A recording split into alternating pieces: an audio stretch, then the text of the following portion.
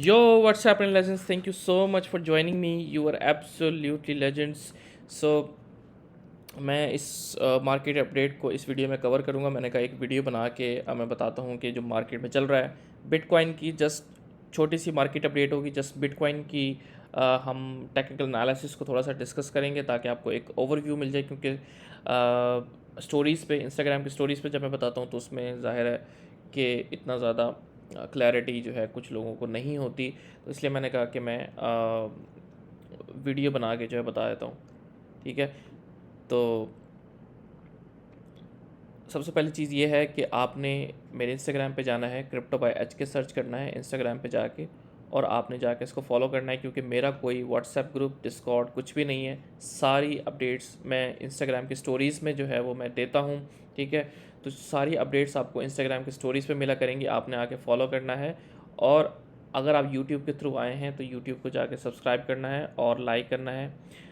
ठीक है, और या सो जितनी भी सारी अपडेट्स होती हैं टेक्निकल एनालिसिस से लेकर फंडामेंटल एनालिसिस, और जितनी भी न्यूज़ वगैरह है मैं यहाँ पे कंसिस्टेंटली जो है वो यहाँ पे पोस्ट करता रहता हूँ।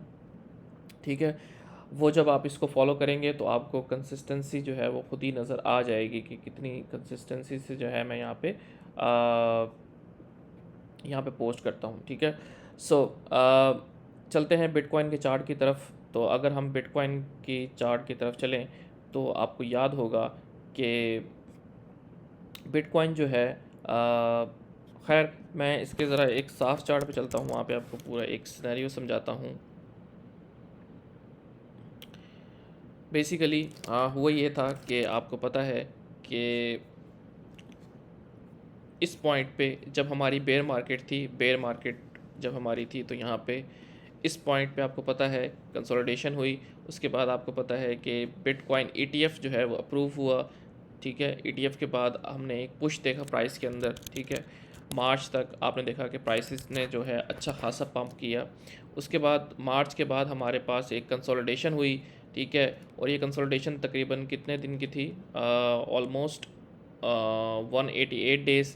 अगर हम इसको पूरा मेजर करें तो तकरीबन, अगर आप इस कंसोलिडेशन तकरीबन सॉरी यहाँ से और यहाँ तक कंसोलिडेशन ऑलमोस्ट 250 डेज़ की कंसोलिडेशन थी।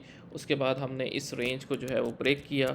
ठीक है, और आपने देखा कि बिटकॉइन ने एक बहुत अच्छा जो है पुश प्राइस के अंदर आपको देखने को मिला। लेकिन अगेन प्राइस जो है वो इसी एरिया में कंसोलिडेट होती रही। ठीक है, इसी एरिया में कंसोलिडेट होती रही, वेट करती रही किसी न्यू कैटलिस्ट का। और आपको पता है कि मार्केट सेंटिमेंट्स पे चलती है, न्यू कैटलिस्ट का वो वेट करती रही। कैटलिस्ट क्या था कि इस पॉइंट पे मार्केट को जो कैटलिस्ट मिला वो मिला प्रेसिडेंट ट्रंप का जो प्रेसिडेंट बन जाना, ट्रंप का प्रेसिडेंट बन जाना। क्योंकि सबको लगा लगा था कि ट्रंप जब आएगा तो वो मार्केट के लिए काफ़ी बुलिश होगा। ठीक है, और वो जैसे उन्होंने क्रिप्टो कॉन्फ्रेंस के अंदर कहा कि मैं क्रिप्टो कैपिटल बनाऊंगा। ठीक है, जो कॉन्फ्रेंसेस हुई थी पहले, इवेंट्स हुए थे, तो सब लोग बहुत ज़्यादा बुलिश थे ट्रंप को लेके। तो ये सारा जो पंप आया था ये ट्रंप बेस्ड पंप था। उसके बाद एक और कैटलिस्ट था जो कि माइकल सेलर की बाइंग। ठीक है, माइकल सेलर जो है वो बाइंग करा था, आपको पता है माइक्रो स्ट्रेटजी, वो जो है बिल्कुल टॉप पे इधर इधर इधर वो सारी बाइंग करता रहा। ठीक है, और तीसरा जो कैटलिस्ट था वो था बिटकॉइन का स्ट्रैटेजिक रिज़र्व। बिटकॉइन का स्ट्रैटेजिक रिज़र्व जो है वो भी प्राइस को ऊपर जाने में जो है वो फ्यूल कर रहा था। ठीक है, तो बिटकॉइन स्ट्रैटेजिक रिज़र्व का आपको पता है जब हमने प्राइस ने जब इस एरिया को जो है वो नीचे की तरफ स्वीप किया था और हम नीचे जा रहे थे, लेकिन एकदम से यहाँ पे इसी पॉइंट पे एक न्यूज़ आती है कि बिटकॉइन का स्ट्रैटेजिक रिज़र्व जो है वो बनने लगा है। उसके हवाले से जो बात होने लगी, और इसी रूमर ने बिटकॉइन के प्राइस को पुश किया 108,000 तक। ठीक है, यहाँ से प्राइस ने इस प्रीवियस जो हाई था इसको हल्का सा डिविएट किया, और उसके बाद मार्केट जो है वो यहाँ से ब्लीड करती रही, दोबारा रेंज लो पे जो है वो आके गिरी। सो बेसिकली ये वाली रेंज भी जो है आप देखो कि ऑलमोस्ट 105 डेज़ जो है वो चली है, तकरीबन 105 दिन। ठीक है, अगेन प्राइस कंसोलिडेट करती है। ठीक है, उसके बाद पंप या डंप करती है। ठीक है, यहाँ पे प्राइस ने कंसोलिडेट किया, ठीक है, वेट किया किसी न्यू कैटलिस्ट का, और आपको मैं काफ़ी टाइम से कह रहा था, जो मुझे इंस्टाग्राम पे फॉलो कर रहे हैं, ठीक है, उनको मैं काफ़ी टाइम से कह रहा था कि भाई हमें न्यू कैटलिस्ट जब तक नहीं मिलेगा, हम ये प्रीवियस हाई जो है हमारे न्यू ऑल टाइम हाई की तरफ जो है हम नहीं जा सकते, ठीक है। सो आपने देखा कि न्यू कैटलिस्ट जो है वो नहीं मिला हमें, और वही जो चीज़ जो मैं बार बार डिस्कस करता था कि जी ये जो स्ट्रैटेजिक रिज़र्व है और ये सारे stock pile, digital asset stock pile वाली जो चीज़ें हैं, ठीक है, इनमें टाइम लगता है। ज़ाहिर है ये चीज़ें इतनी जल्दी जो है वो इम्प्लीमेंट नहीं होती, क्योंकि एक ऐसा कंट्री जहाँ पे बिटकॉइन को, क्रिप्टो को एक एज अ स्पेकुलेटिव एसेट जो है वो कहा जाता था, और वहाँ पे एकदम से उसको लीगलाइज कर देना, और ये इतनी आसान काम नहीं होता, ठीक है। तो एक वर्क टास्क फोर्स जो है वो प्रेसिडेंट ने बनाई कि वो टास्क फोर्स जो है वो जाके रिसर्च करेगी कि आया डिजिटल स्टॉक पाइल जो है वो बनाया जाए या नहीं बनाया जाए, ठीक है। उसके बाद हमारे पास एक और डेवलपमेंट सामने आती है कि ट्रंप ने एक क्रिप्टो समिट की वाइट हाउस के अंदर। उस समिट से पहले ही, एक दिन पहले ही उन्होंने ट्वीट किया कि हम स्ट्रैटेजिक बिटकॉइन रिजर्व जो है बनाने लगे हैं, और कुछ ऑल्ट कॉइन का जिक्र किया जिसमें सोलाना, XRP, कार्डानो, और चौथा जो था वो ईथ, BTC, ठीक है। लेकिन जब समिट हुआ और उससे पहले जो है जो ट्वीट हुआ, उसके अंदर सिर्फ बिटकॉइन को एज अ रिज़र्व जो है वो डिक्लेयर कर दिया गया, जिसमें आपने थोड़ा सा प्राइस के अंदर पुश देगा, बट वो सारा जो है वो रिट्रेस बैक हो गया। लेकिन आपने देखा कि ये सारे कैटलिस्ट जो थे, ये प्राइस को जो है वो ऑल टाइम हाई पे लेके नहीं जा सके और इसको ब्रेक नहीं कर सके। और मैंने कहा था कि जब तक हम इन हाइस को ब्रेक नहीं कर रहे आने वाले दिनों में, ठीक है, इन सारी बुलिश न्यूज़ के होने के बावजूद भी, तो हम जो है वो नीचे जाएंगे। और अब हम चलते हैं बिटकॉइन के अपडेट की तरफ कि क्या हुआ है, ठीक है। अब मैं आपको चलूँ दूसरे चार्ट पे लेके, तो आप यहाँ पे देख सकते हो कि यहाँ पे अगर हम डिटेल में जाके एनालिसिस करें बिटकॉइन का, तो आप देख सकते हो कि हम एक रेंज में चल रहे थे, ठीक है। रेंज हाई हमने बनाई 108 पे, रेंज हाई कहलाती है, ठीक है। मिड रेंज बनी, ठीक है, मिड रेंज और रेंज लो, ठीक है। इसी रेंज के अंदर आपको पता है बिटकॉइन जो है वो चल रहा था, लेकिन एक किसी भी कोई भी कैटलिस्ट जो है हमारे पास हमें नहीं देखने को मिला, ठीक है, ठीक है। जिसकी वजह से प्राइस ने इस रेंज को नीचे की तरफ ब्रेक किया। ब्रेक करने के बाद आप देख सकते हो कि हमने ऊपर की तरफ पुश किया, लेकिन ये जो ट्रेंड लाइन है हमारी, इसी से हमें रिजेक्शन मिली, ठीक है।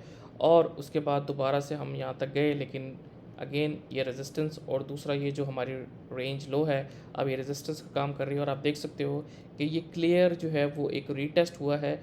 डंप करने के बाद रीटेस्ट, यानी एक सिग्नल था यहाँ पे कि प्राइसेस अब मज़ीद नीचे जो है वो जाने लगी हैं, ठीक है। यहाँ पे एक ये प्रॉपर सेल सिग्नल जो है वो आपको मिलने लगा था। ये और पहला ट्रिगर हमारा ये था कि अगर हम ये जो हमारा 94 से 95 वाला रीजन है, अगर हम इसके ऊपर स्ट्रॉन्ग कैंडल क्लोज हमें मिल जाती है डेली की, तो हम जो है मज़ीद 100K की तरफ, और या 100K को क्रॉस करते तो हम सीधा जो है वो ऑल टाइम हाई और मज़ीद न्यू ऑल टाइम हाई की तरफ जाते। लेकिन आप देख सकते हो कि मार्केट ने इस प्रीवियस हाई को जो है वो ब्रेक नहीं किया। अगर ये ब्रेक करता तो हमारा एक स्ट्रक्चर शिफ्ट जो है मार्केट में हो जाता, और जिसकी वजह से प्राइसेस जो है वो ऊपर चली जाती। लेकिन अगेन ये एक BTC का डेली चार्ट है, और आप देख सकते हो कि ये daily chart still down trend के अंदर है, और हम जो है प्राइसेस डाउन ट्रेंड के अंदर जाता हुआ देख रहे हैं, ठीक है। और मैंने ये कहा था कि जब तक हम बड़े टाइम फ्रेम्स के ऊपर BTC का स्ट्रक्चर शिफ्ट होता हुआ नहीं देख रहे, तब तक जो है वो हम स्विंग्स की तरफ नहीं जाएंगे। स्कैल्पिंग और डे ट्रेड जो है वो हम करेंगे, ठीक है। अब एक ही कैटलिस्ट है जो मार्केट को ऊपर लेके जा सकता है, वो है इंटरेस्ट रेट्स, ठीक है। वो हमने डिस्कस किया था, और आज आपने देखा बल्कि कल जो है हमारे पास CPI का जो है वो डेटा आया है। CPI इन्वेस्टिंग, CPI का डेटा आया है, और आप देख सकते हो कि CPI जो है वो लोअर देन एक्सपेक्टेशंस आई है। 2.9% जो है फोरकास्ट की जा रही थी, लेकिन जो एक्चुअल आई है वो आई है 2.8%, यानी इन्फ्लेशन जो है US में गिरी है। और जब आपको पता है कि जब इन्फ्लेशन जो है वो गिरती है, तो इंटरेस्ट रेट के बढ़ने के चांसेस ज़्यादा हो जाते हैं, ठीक है। अगर हम देखें कि हमारी जो नेक्स्ट FOMC की मीटिंग आ रही है वो किस दिन है, FOMC की मीटिंग हमारी होने वाली है जी मार्च 19 2025 को, ठीक है, यानी कुछ दिन के बाद ही हमारी नेक्स्ट वीक में एफओएमसी की मीटिंग है। देखते हैं कि अगर हमारे इंटरेस्ट रेट 4.50% से नीचे गिरते हैं तो आपको मार्केट में एक बुलिशनेस नज़र आएगी। अगर ये इंटरेस्ट रेट यही रहते हैं और पावल की स्पीच में अगर वो कहते हैं कि हम आगे आने वाले दिनों में इंटरेस्ट रेट को नहीं कम कर रहे, तो मार्केट के लिए बेरिश होगा। मार्केट जो है मज़ीद नीचे लेवल्स पे जाएगा। वो लेवल्स मैं आपके साथ डिस्कस करता हूँ कि कहाँ तक जा सकता है, ठीक है। और अगर उसने आगे अपनी स्पीचेस में कहा कि हम आगे आने वाले दिनों में इंटरेस्ट रेट को कम करेंगे ये, तो वो मार्केट के लिए एक अच्छा कॉन्फिडेंस जो है वो लेकर आएगा, ठीक है। अच्छा जी, तो ये अब यहाँ पे हमने इसको ब्रेक किया, टेस्ट किया, और उसके बाद हमने एक न्यू लो जो है वो बनाया। आप देख सकते हो कि लोअर लो, लोअर हाई, लोअर लो, लोअर हाई बन रहा है, ठीक है। तो एक न्यू लोअर लो जो है मार्केट बना सकती है, ठीक है, क्योंकि ये जो लेवल है आप देख सकते हो कि ये प्रीवियस जब हमारी एक रेंज में बिटकॉइन स्टक था तो ये इसका रेंज हाई थी, जो कि आपकी 73 टू 74 वाला रीजन बनता है, और ये इस वक्त मैग्नेट का काम कर रहा है। मार्केट जो है वो, आप वीकली चार्ट पे अगर इसको जाके देखो तो वीकली चार्ट पे आपको नज़र आएगा कि ये लेवल जो है आपको इस लेवल तक कोई भी सपोर्ट जो है वो नज़र नहीं आ रही। तो यही एक सपोर्ट है जहाँ पे वीकली की आपको मिल सकती है। तो मुझे लगता है कि अगर मार्केट में कोई इस तरह की न्यूज़ जो है बुलिशनेस नहीं आती तो हमें इन लेवल्स पे जो है वो इजीली आएंगे, जो कि 72 से 73 वाला एरिया है, ठीक है। और ये हो गया हमारा हायर टाइम फ्रेम्स का एनालिसिस, ठीक है। और उसके बाद अगर हम शॉर्टर टाइम फ्रेम्स के ऊपर जाएं, आपको पता है कि ये हमारा जो मंडे हाई था, ठीक है, मंडे हाई, और ये है हमारा मंडे लो, ठीक है। मंडे हाई मंडे लो मैंने कैसे मार्क किया, अगर आप डेली चार्ट पे जाएंगे तो ये जो मंडे वाला दिन था, ये वाली जो कैंडल है मंडे की, इसका हाई और इसका लो ये मार्क किया, तो आपके पास एक सपोर्ट रेजिस्टेंस आ गई, ठीक है। अगर आप शॉर्टर टाइम फ्रेम्स पे जाएंगे तो आपको नज़र आएगा आपको एक रेंज मिल गई, जहाँ यहाँ पे अब आपकी जो है वो रेंज स्ट्रैटेजी जो है वो काम करने लग जाएगी। रेंज स्ट्रैटेजी क्या कहती है कि ये रेंज हाई होता है, ये रेंज लो होती है, ठीक है। अब मार्केट जो है वो मिड रेंज के अंदर जो है वो घूम रही है, तो जब तक हमें ये वाले ट्रिगर्स नहीं मिलते तो हमें एग्जीक्यूशन जो है वो नहीं करेंगे। अगर मार्केट जो है यहीं पर रहेगी तो हमारे चांसेस हैं कि हम रेंज लो पे आके टेस्ट करें या इस लेवल को स्वीप करें, ठीक है। सो ये जो लेवल है ये हम बार बार हमने अपने इंस्टाग्राम के चैनल पे स्टोरीज़ में डिस्कस किया है कि 84,000 के ऊपर अगर हमारी क्लोजिंग होती है, अगर 84,000 से ऊपर हमारी क्लोजिंग होती है तो हम ये वाली जो लिक्विडिटी है ऊपर, ठीक है, 90 टू 91,000 वाली, ये हम इजीली लेंगे। बट जब तक ये ट्रिगर हमें नहीं मिलता तो हम नीचे वाले लेवल्स पे जो है वो टारगेट रखेंगे। अगर हमें ये ट्रिगर मिलता है कि हमारी ऊपर क्लोजिंग होती है, ठीक है, ये ट्रिगर या ये ट्रिगर, ठीक है, दरमियान में नो इंटरेस्ट, ठीक है, ये रेंज स्ट्रेटजी होती है। तो हमेशा आप कन्फर्मेशंस का और ट्रिगर्स का वेट किया करो। तो हमारे चांसेस हैं जब तक हम मिड में रेंज में रहेंगे, मंडे रेंज हाई को प्रयोग नहीं कर रहे, तब तक हमारे चांसेस हैं कि हम मंडे रेंज लो पे जो है वो इजीली आ सकते हैं, ठीक है। और इसके नीचे अगर आप कहोगे मेरी बाइंग यहाँ पे है तो इसके नीचे आप स्टॉप लॉस रखोगे, ठीक है। अगर मार्केट जो है वो इसके नीचे क्लोजिंग देती है तो आप सीधा जो है वो इन एरियाज़ में जो है वो आकर गिरोगे, ठीक है। सो ये थी मार्केट की थोड़ी सी अपडेट, ठीक है। बिटकॉइन का सिनेरियो आपको मैंने बड़े टाइम फ्रेम्स पे भी दिखा दिया और शॉर्टर टाइम फ्रेम्स पे भी दिखा दिया। सो बड़े टाइम फ्रेम्स के ऊपर हमें जब तक हम ये वाला एरिया फ्लिप नहीं कर रहे, जो कि 94 टू 95,000 वाला एरिया है, ठीक है, जब तक हम जो है वो बुलिश नेस हमें नज़र नहीं आएगी, तब तक आप जो है सिर्फ स्कैल्पिंग डे ट्रेड्स पे फोकस करो, ठीक है। अगर हम ये एरिया फ्लिप करते हैं देन हमारा एक स्ट्रक्चर शिफ्ट होगा डेली के ऊपर। हम यहाँ से एक हाई बनाएंगे, हाई के बाद हम रिटेस्ट करेंगे, लोअर हायर लो बनाएंगे, और उसके बाद हम हायर लो पे जो है बाइंग कर सकते हैं। बट अगेन अभी आप देख सकते हो कि बीटीसी जो है वो लोअर लो, लोअर हाई, लोअर लो, लोअर हाई, लोअर लो, लोअर हाई बना रहा है, ठीक है। सो नो स्ट्रक्चर शिफ्ट, ठीक है। कोई इसमें कोई ऐसी चीज़ नहीं है कि हम लॉन्ग टर्म की बाइंग कर लें या स्विंग्स की बाइंग कर लें, ठीक है। स्टिल बीटीसी जो है वो एक रेंज के अंदर कंसोलिडेट कर रहा है, ठीक है। या तो ये रेंज ऊपर की तरफ टूटेगी या नीचे की तरफ टूटेगी। अगेन ट्रेडर का काम होता है प्रोबेबिलिटीज़ को ट्रेड करना।